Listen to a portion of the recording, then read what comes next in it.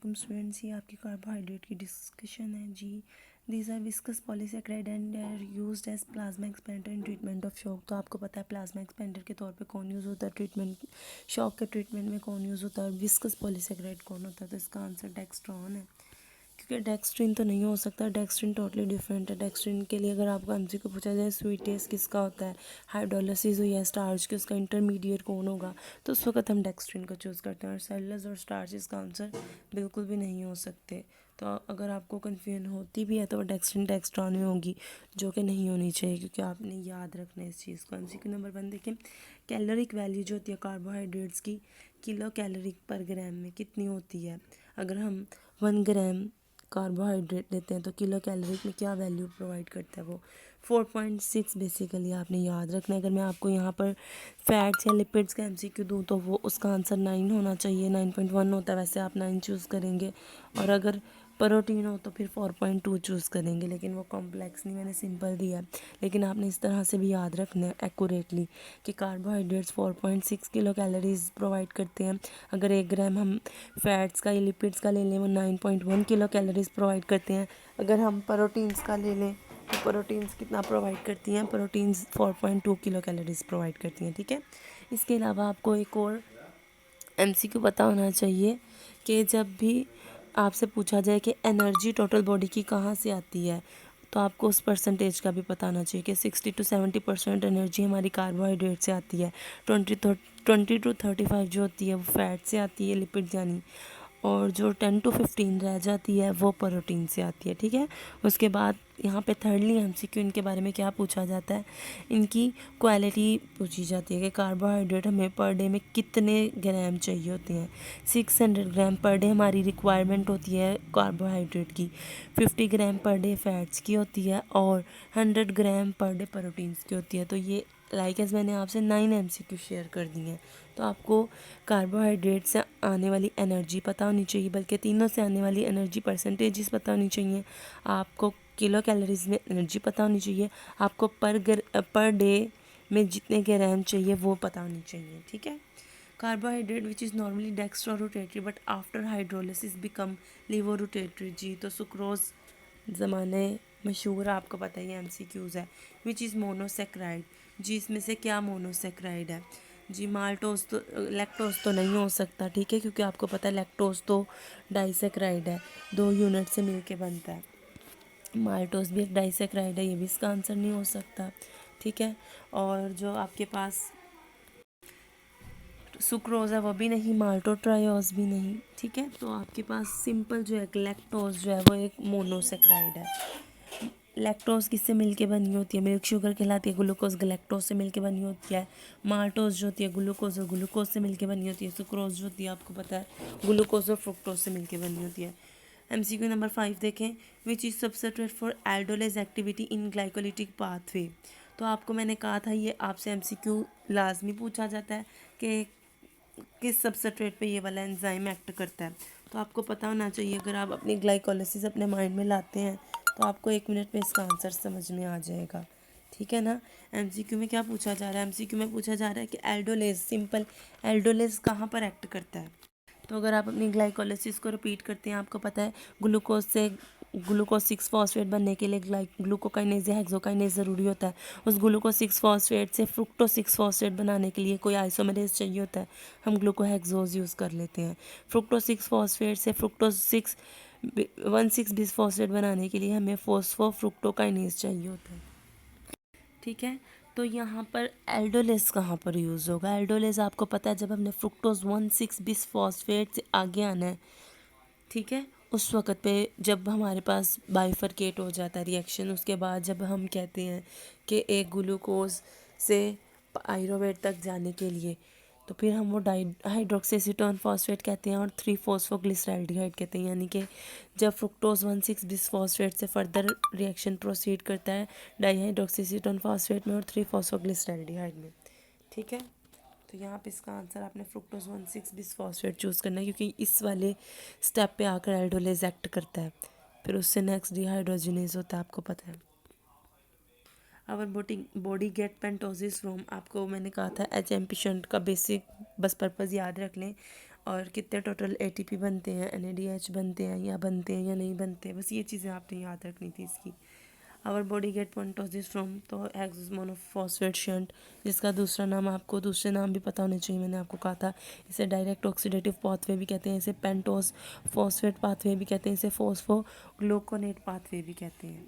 ठीक है जी। MCQ number 7, which one is rate limiting enzyme of gluconeogenesis, तो alpha option है हेक्सोकाइनेज जी नहीं है, तो ग्लूकोनियोजेनेसिस में रेट लिमिटिंग एंजाइम के तौर पे काम ही नहीं करता, क्योंकि ये तो ग्लाइकोलिसिस का रेट लिमिटिंग एंजाइम है। ठीक है, फिर पायरोवेट कार्बोक्सिलेज जी, यही इसका राइट आंसर है। पायरोवेट काइनेज जी नहीं, पायरोवेट काइनेज जो है वो इसका रेट लिमिटिंग एंजाइम नहीं है। फोस्फोफ्रुक्टोकाइनेज वो भी नहीं है। तो पायरोवेट कार्बोक्सिलेज आपने याद रखने कि ये रेट लिमिटिंग एंजाइम होता है। बेसिकली ग्लाइकोलिसिस के 3 याद रखने होते हैं आपने, और ग्लूकोनियोजेनेसिस के 4 रेट लिमिटिंग एंजाइम याद रखने होते हैं। ठीक है ना, उन चारों के आपने क्या याद रखने होते हैं, स्टेप्स याद रखने होते हैं या सिंपल नाम। सबसे पहले जब हम पायरोवेट ऑक्सैलोएसीटेट बनाते हैं तो पायरोवेट कार्बोक्सिलेज याद रखना होता है आपने। जब ऑक्सैलेट से फर्दर फॉस्फोइनोल पायरोवेट बनता है तो उस वक्त फॉस्फोइनोल पायरोवेट कार्बोक्सीकाइनेज यूज़ होता है। ठीक है, उसके बाद जब फ्रुक्टोज 1,6 बिस फॉस्फेट से फ्रुक्टोज 6 फॉस्फेट फॉस्फेटेज बनता है उस वक्त फ्रुक्टोज 1,6 बिस फॉस्फेटेज यूज़ होता है। और जब लास्ट पे ग्लूकोज 6 फॉस्फेट से ग्लूकोज बनानी हो तो ग्लूकोज 6 फॉस्फेट फॉस्फेटेज, यानी कि ये चारों रेट लिमिटिंग एंजाइम याद रखने हैं ग्लूकोनियोजेनेसिस के, और तीनों याद रखने हैं ग्लाइकोलिसिस के। These are stereo isomers that differ in position of hydroxyl group only at one asymmetric carbon.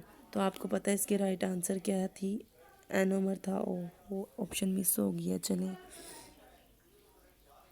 Anomer नहीं है इसका आंसर। 1 मिनट जी, अगर आपको एनोमर पूछना हो तो वो फिर इस तरह से पूछा जाता है कि कॉन्फ़िगरेशन में डिफ़र कर रहे हो एनोमेरिक कार्बन के अराउंड। ठीक है, जब एनोमेरिक कार्बन का वर्ड आ जाए कि कार्बन एटम जो कार्बोनाइल ग्रुप का कार्बन नंबर 1 पे एल्डोसिस पे होता है, कार्बन नंबर 2 पे कीटोसिस पे, वो डिफ़र कर रहा हो कॉन्फ़िगरेशन में, तो तब आपने एनोमेरिक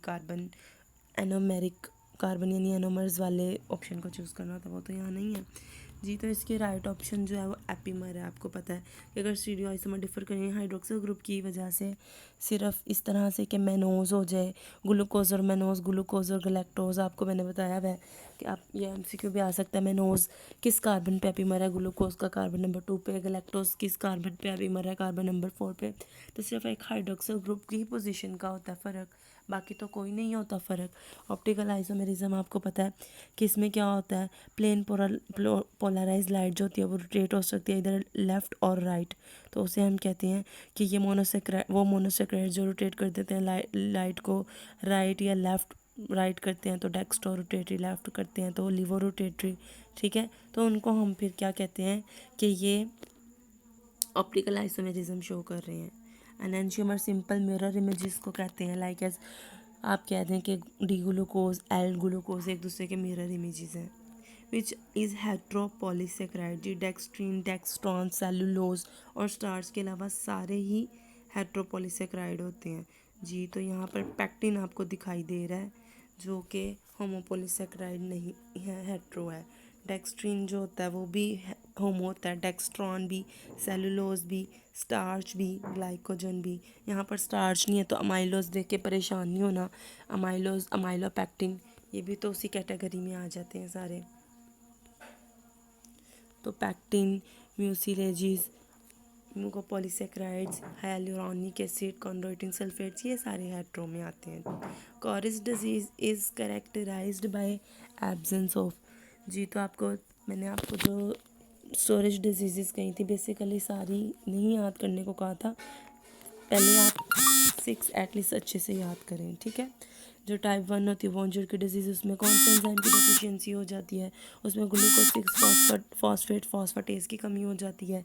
जो सेकंड होती है पॉम्प्स डिजीज़, उसमें आपके पास लाइसोसोमल एंजाइम जो एसिड माल्टेजीज होते हैं उनकी कमी हो जाती है। जो थर्ड वाली कॉरिस डिजीज़ है जो कि MCQ में दी गई है, उसमें डी ब्रांचिंग एंजाइम जिसने ब्रांचेस डालनी होती हैं, या फिर इसको हम कॉरिस डिजीज़ भी कह सकते हैं या फिर लिमिट डेक्सट्रिनोसिस भी इसी का नाम है। अगर मैं आपको कॉरिस डिजीज़ ना दूं, मैं आपको लिमिट डेक्सट्रिनोसिस का पूछ लूं, इसमें कौन सा एंजाइम कम होता है, आपका आंसर तब भी डी ब्रांचिंग एंजाइम होना चाहिए। ठीक है। फोर्थ वाली एंडरसन डिजीज़ होती है, उसमें हमारे पास ब्रांचिंग एंजाइम कम हो जाता है, उसका दूसरा नाम माइलोपेक्टिनोसिस होता है। टाइप 5 जो होती है मैकार्डल डिजीज़, उसमें मसल ग्लाइकोजन फास्फोराइलेज कम हो जाता है। हर्स डिजीज़ जो होती है उसमें फोस्फोग्लूकोम्यूटेज कम हो जाता है। ठीक है। तो कॉरिस डिजीज़ में थर्ड वाली जो है लिमिट डेक्सट्रिनोसिस, उसमें क्या कम होता है, ब्रांचिंग डी ब्रांचिंग एंजाइम कम होता है। ठीक है। जिसकी वजह से क्या होता है, जो डेक्स्ट्रिन होती है वो एक्यूमुलेट होना स्टार्ट हो जाती है। डेक्स्ट्रिन क्या है, होमोपॉलीसेकेराइड है। Reduction of glucose with calcium in water produces जी। तो आपको पता है जब भी रिडक्शन होती है कोई ना कोई अल्कोहल बनती है। ठीक है। जबकि जो ऑक्सीडेशन होती है तो फिर आप याद रखते हैं कि एसिड लाइक बनते हैं, शुगर एसिड्स जी। तो जब मोनोसेक्राइड ग्लूकोज होता है उस वक्त क्या बनता है, आपको इस वक्त ग्लूकोज का ही पूछा गया तो राइट आंसर सॉर्बिटोल होगा जी। अगर मैं आपसे पूछ लेती मैनोज तो आप मैनिटोल कहते हैं, गैलेक्टोज पूछ लेती तो आप डेल्सिटोल कहते हैं, फ्रुक्टोज कहती तो आप सॉर्बिटोल कह देते। ठीक है। और अगर राइबोस कहती तो आप रिबिटोल कह देते, ग्लिसरैल्डिहाइड और डाईहाइड्रोक्सी तो नॉन पूछा जाए तो ग्लिसरोल कह देते आप। ठीक है। और ग्लूकारोनिक एसिड तो कभी भी नहीं हो सकता, वो तो ऑक्सीडेशन होती है ना, जब कार्बन नंबर 1 पे ऑक्सीडेशन हो, कार्बन नंबर 6 पे ऑक्सीडेशन हो, या फिर 1 और 6 दोनों पे हो रही हो, तो फिर आपके आंसर होता है सैकैरिक एसिड, यूरानिक एसिड, इस तरह से। अदरवाइज आप कभी भी रिडक्शन में तो एसिड्स को नहीं ला सकते। वे sugar is called reference sugar, glyceraldehyde को आप रेफरेंस शुगर कहते हैं। उसकी दो रीजंस होती हैं, क्योंकि हमने एलओडी का रेफरेंस भी इसी से लेना होता है, और इसमें हर कार्बोहाइड्रेट की तरह इसमें 3 कार्बन एटम्स होते हैं, alpha D glucose, beta D glucose are related by जी। तो इसके राइट आंसर एनोमर होता है, क्योंकि अल्फा डी ग्लूकोज और बीटा डी ग्लूकोज में क्या होता है आपके पास, अभी अभी डिस्कस किया हमने कि एनोमेरिक कार्बन जो होता है उसके इर्द गिर्द चेंज आता है, तो इसलिए वो एनोमेरिक कार्बन कहलाता है, और वो जो होता है वो एनोमेरिज्म कहलाती है या एनोमर कहलाता है। ठीक है। Which of the following enzyme in glycolytic pathway is inhibited by जी। तो इधर फ्लोराइड मिस हुआ है, फ्लोराइड आ जाएगा तो ये एनोलेज आंसर बन जाएगा, वो स्टेटमेंट में मिस हो गया। Conversion of pyruvate to acetyl coenzyme A and carbon dioxide depends on coenzyme biotin is reversible, occurs in cytosol, involves participation of lipoic acid जी। स्टूडेंट्स तो मैंने आपको उस दिन टेक्स्ट में भी बताया था, लेक्चर के बाद भी जब आपको नहीं समझ आ रही थी, कि जब एसिटाइल कोएंजाइम में बनना होता है, पायरोवेट ने कन्वर्ट होना होता है एसिटाइल कोएंजाइम में, ताकि वो सिट्रिक एसिड साइकिल में एंटर हो सके, तो उसके लिए हमें बेसिकली एंजाइम्स चाहिए होते हैं। ठीक है। डिहाइड्रोजिनेज कॉम्प्लेक्स होता है, पायरोवेट डिहाइड्रोजिनेज कॉम्प्लेक्स होता है, उसमें फर्दर 3 एंजाइम्स आ जाते हैं उस कॉम्प्लेक्स में। पायरोवेट डिकार्बोक्सिलेज आ जाता है, फिर 2 डाईहाइड्रोलिपोइल आ जाते हैं, डाईहाइड्रोलिपोइल ट्रांसएसिटाइलेज और डाईहाइड्रोलिपोइल डिहाइड्रोजिनेज। ठीक है। और 5 कोएंजाइम्स हो जाते आते हैं जो हमें चाहिए होते हैं। इन बेसिक 3 एंजाइम्स के अलावा भी NAD, FAD कोएंजाइम है, लिपोइक एसिड और TPP यानी थायामीन पायरोफॉस्फेट। ठीक है। तो involve the participation of lipoic acid, involve the participation of NAD, यहाँ पर नहीं अगर ऑप्शन आ जाए, involve the participation of FAD, involve the participation of coenzyme है, involve the participation of TPP thiamine pyrophosphate. ठीक है। तो ये आपने याद रखना कि 3 उस एक कॉम्प्लेक्स में 3 एंजाइम्स होते हैं और उसके अलावा फिर 5 को एंजाइम्स चाहिए होते हैं। Conversion of alanine to carbohydrate is called, आपको पता है कि क्या होता है जब भी हमारे पास कोई भी, मैंने आपको कहा था नॉन कार्बोहाइड्रेट सोर्स से जब हम बनाते हैं, तो नॉन कार्बोहाइड्रेट सोर्स से बनाने के लिए हम क्या करते हैं,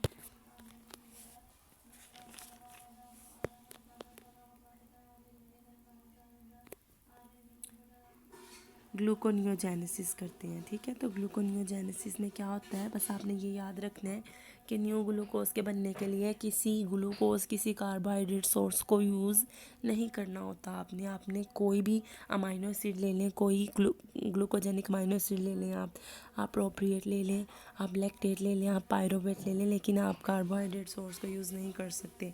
N-acetyl glucosamine is present in जी। स्टूडेंट्स तो आपको इनके बेसिकली पता होने चाहिए क्या, कि ये कॉम्पोजिशन के लिहाज से किस चीज़ से मिलके बने हुए हैं। ठीक है। उन कॉम्पोजिशन में उनके स्ट्रक्चर्स नहीं आते तो इट्स ओके, कोई मसला नहीं है जी। कॉन्ड्रोइटिन सल्फेट हाइलुरोनिक एसिड इसका आंसर है। एन एसिटाइल ग्लूकोजामाइन जो होती है वो इसमें प्रेजेंट होती है हाइलुरोनिक एसिड में, ठीक है। और क्या क्या अगर उसकी बेसिकली हम कॉम्पोजिशन की बात करें तो कॉम्पोजिशन कैसे होती है उसकी कॉम्पोजिशन में आपके पास आ जाता है, कहाँ गया हमारा एमसीक्यू जी। तो उसकी कॉम्पोजिशन में हमारे पास आ जाता है हाइलुरोनिक एसिड की कॉम्पोजिशन में एन एसिटाइल ग्लूकोरोनिक ग्लूकाजोमाइन एसिड आ जाते हैं। वो दो होते हैं, ठीक है, मतलब कि दो नहीं होते, यानी कि वो अल्टरनेटिंग रेजिड्यूज होते हैं। और एन एसिटाइल ग्लूकोजामाइन, तो दो चीज़ें आपने याद रखनी है कि हाइलुरोनिक एसिड में एन एसिटाइल ग्लूकोजामाइन होता है और एन एसिटाइल